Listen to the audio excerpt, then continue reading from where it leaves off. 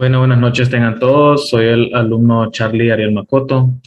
Soy de la clase de estática. En este momento les voy a explicar un pequeño resumen acerca de lo que es los momentos de inercia.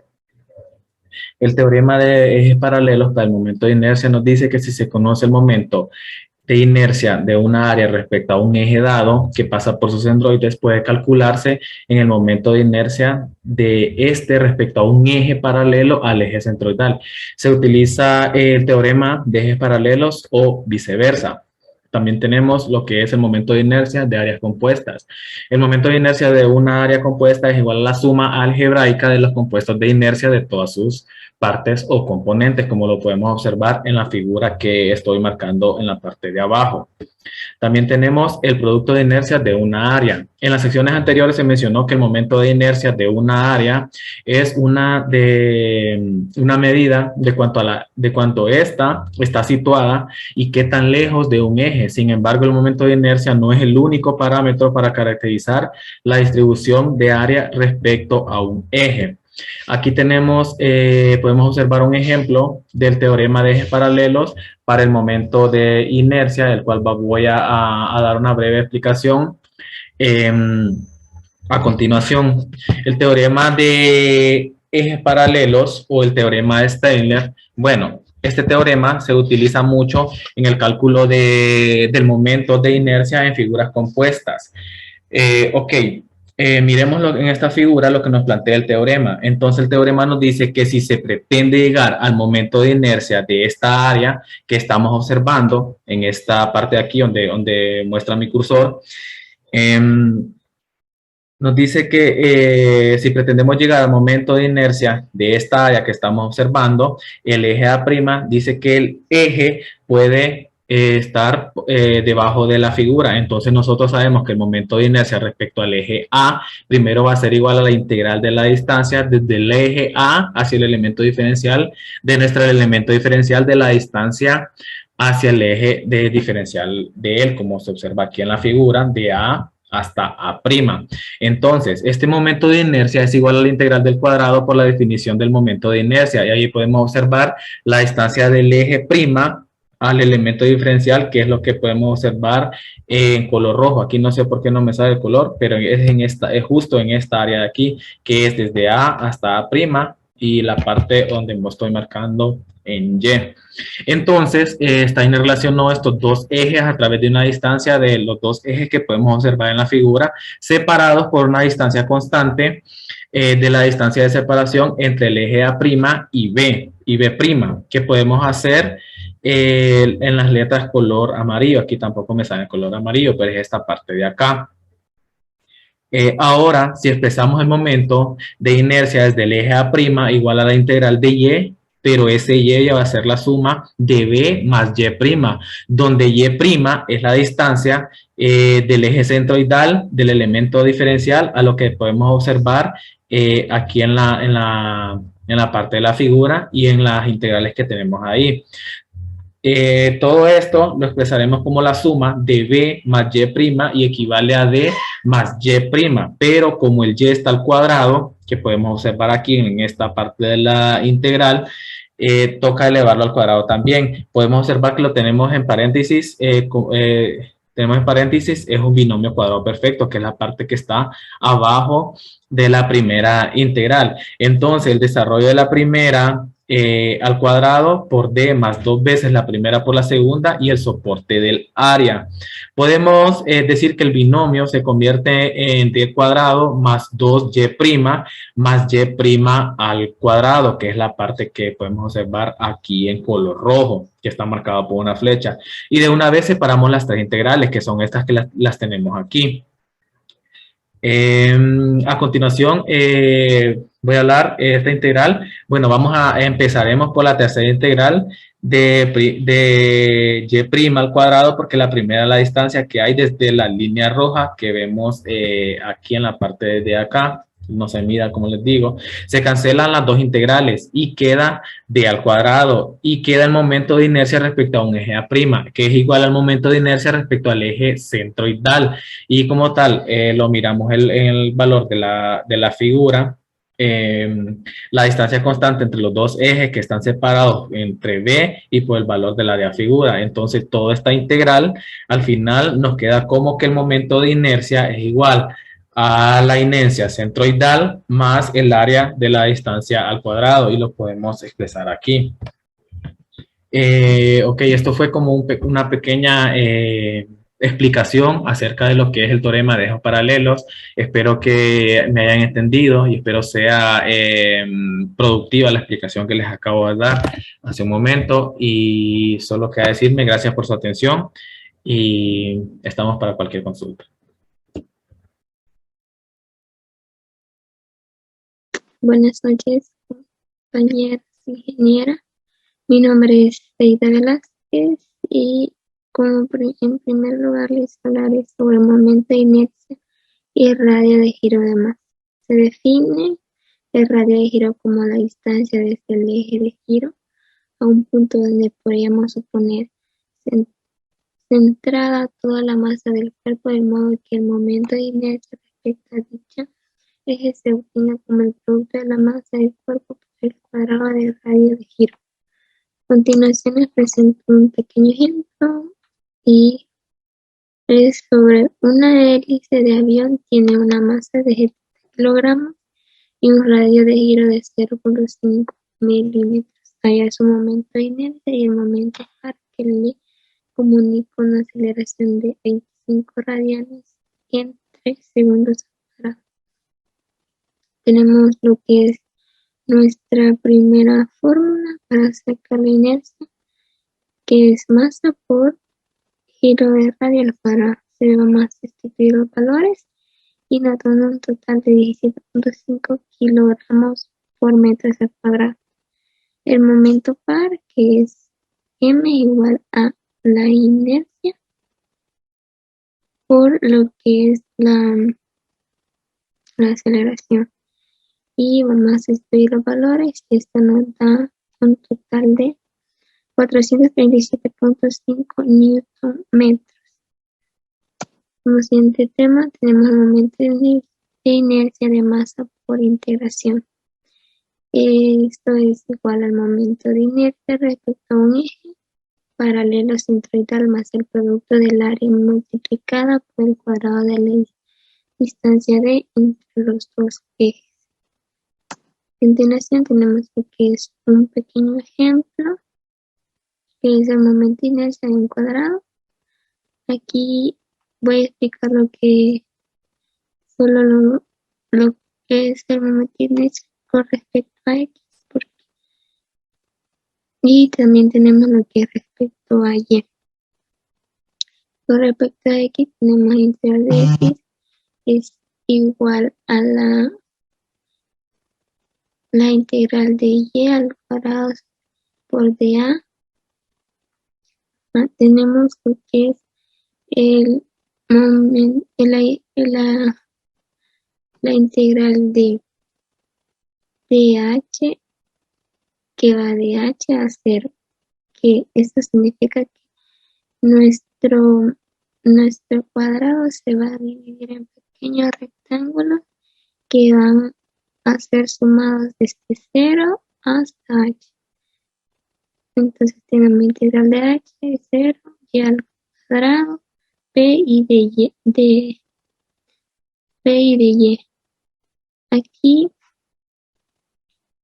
dA es igual a b de y, porque esta sería el ancho, el largo, y de y sería lo que es el ancho de cada rectángulo en lo que se va a dividir nuestro cuadrado.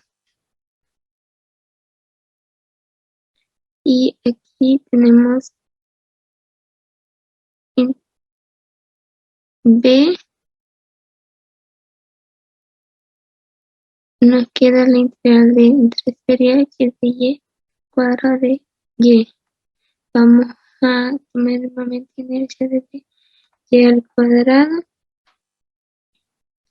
Esto es b, vamos a sustituir, vamos a integrar lo que es y al cuadrado entre 3 TH a 0.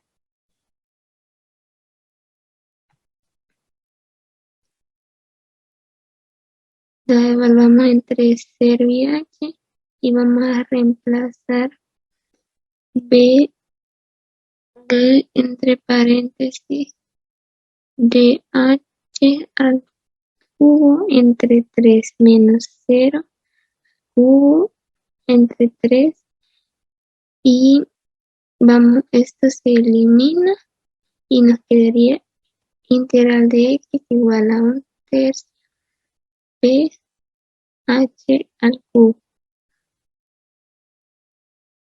El momento de inercia de un rectángulo con respecto a su base. Esto sería, y aquí esto sería con respecto a y, que por momentos de tiempo no lo puedo explicar, pero es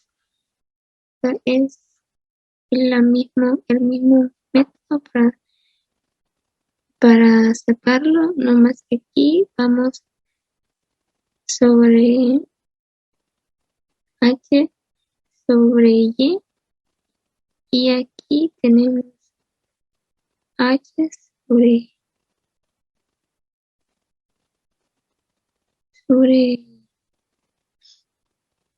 h sobre dx. Siguiente tema sería momento de inercia de masa de cuerpo compuesto. Momento de inercia de cuerpo compuesto a un eje cualquiera es igual a la suma de los momentos de inercia de las distintas partes que lo componen respecto a dicho eje. El método se divide el área compuesta en partes componentes y indica la distancia perpendicular existente desde el centroide de cada parte hasta el eje de referencia. Buenas noches, mi nombre es Marvin Eduardo Coliva, formo parte del equipo 7. Yo voy a hablar sobre los sistemas de fuerzas concurrentes.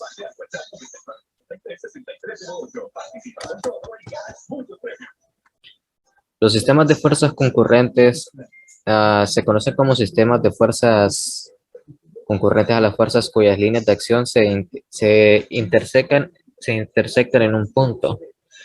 Cualquier sistema de fuerza concurrente puede ser sustituido por un sistema de fuerzas equivalente aplicadas a un mismo punto. Son coplanares cuando se encuentran en el mismo plano.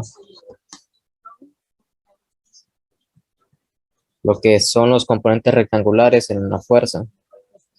Este método consiste en proyectar cada una de las fuerzas al sumar sobre los dos ejes cartesianos, es decir, descomponer cada fuerza en dos, luego hacer una suma de fuerzas por cada eje, obteniendo dos resultantes y por último componer las dos fuerzas resultantes en una sola fuerza. Como se puede observar en el ejercicio, para resolver este ejercicio hay que hacer el plano cartesiano. Se muestran las diferentes fuerzas con sus valores, así también los ángulos que poseen estas fuerzas. Y para resolver este ejercicio hay que hacer la multiplicación de las fuerzas por el coseno y por el seno. Por el coseno sería, ya que la fuerza de 250, el ángulo de 250 toca el eje X, y así sería el coseno. Hacemos la multiplicación de 250 por el coseno de 40 y así obtenemos 191.5 y eso sería en el eje X y 160.7 que sería en el eje Y. Mientras que con la fuerza 2 hacemos lo mismo. Utilizamos las 300 libras y las multiplicamos por los 240 grados que tocan el eje X y además lo multiplicamos por el seno de 240 y este es el resultado.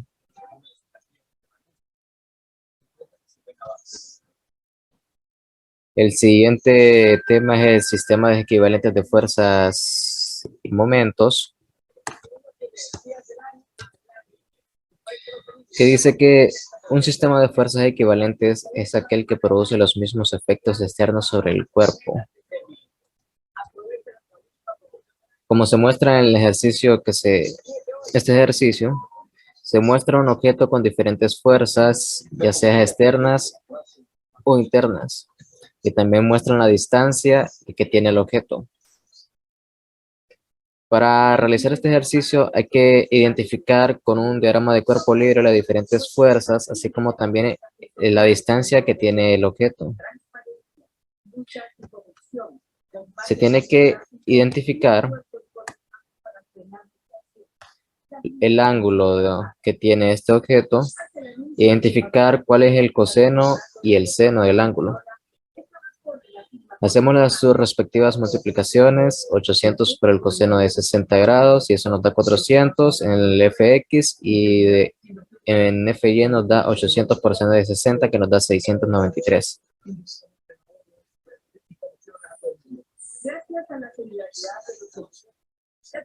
Y después tenemos que hacer la multiplicación de negativo 0.2 por 400, ya que solo se multiplican las que son similares, las x con las x y las y con la y. Y este es el resultado que nos da.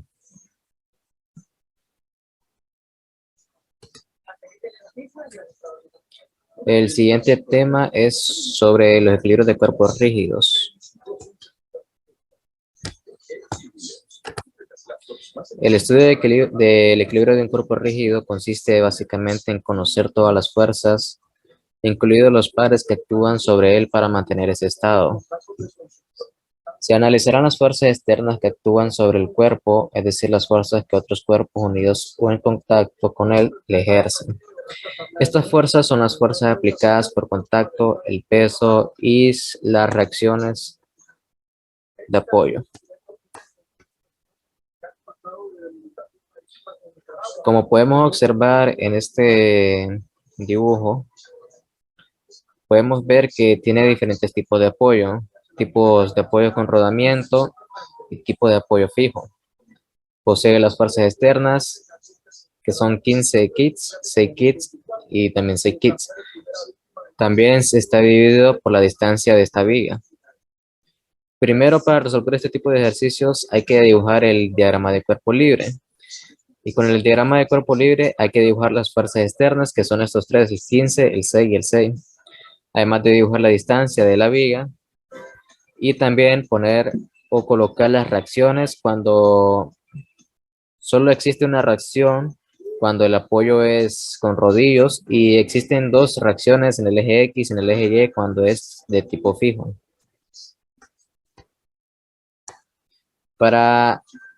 Hay que realizar la sumatoria de las fuerzas en X, todas las fuerzas que están en el eje X, en este caso solo hay una fuerza que es RBX, y como solo existe una fuerza en X, entonces esa fuerza es igual a 0. También hay que hacer una sumatoria de fuerzas en Y. Como podemos observar, hay diferentes tipos de fuerzas en el eje Y. Está la reacción en AY, están las fuerzas externas, que es 15, 16 y 6. Estas son negativas ya que las fuerzas se dirigen hacia abajo. Y también tenemos la otra reacción del apoyo fijo, que es RBY.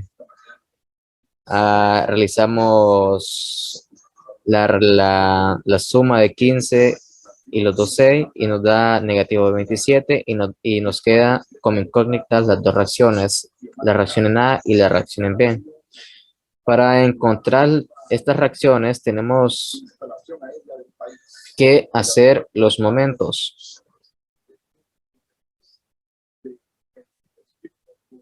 Tenemos que ubicar los momentos. ¿Dónde debemos agarrar los momentos? Bueno, debemos hacer la suma de momentos donde hay más reacciones. En este caso es en el apoyo fijo, que es el punto B, ya que hay dos reacciones en el eje X y en el eje Y. Para encontrar la incógnita que en este caso es la reacción en AY, tenemos que agarrar desde este punto a este punto. La distancia sería 3 más 6 y nos da 9. Ese 9 lo multiplicamos por la reacción en AY. Después tenemos que multiplicarlo por la fuerza que está más cercana a RAY. que en este caso es 15 kits. Y como va en sentido antihorario, entonces 15 va a ser positivo. Y lo multiplicamos por la distancia que hay entre el punto B y esa fuerza, que en este caso es 6.